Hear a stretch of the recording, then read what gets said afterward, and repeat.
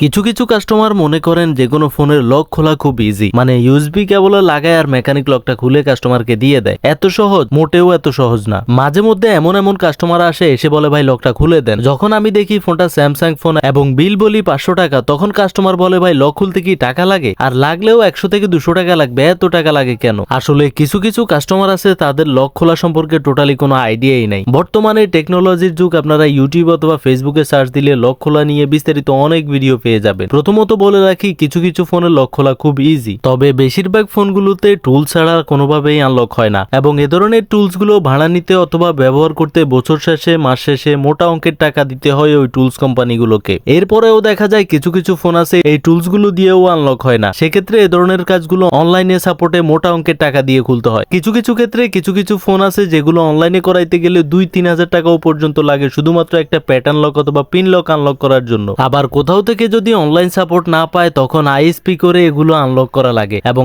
ISP করে unlock করা খুব পরিশ্রমের কাজ, সেক্ষেত্রেও কিন্তু বিল অনেকটা বেশি আসে। আমার এই কথাগুলো শোনার পর আশা করি আপনারা ফোনের লক খোলা নিয়ে একটা ধারণা পেয়ে গেছেন।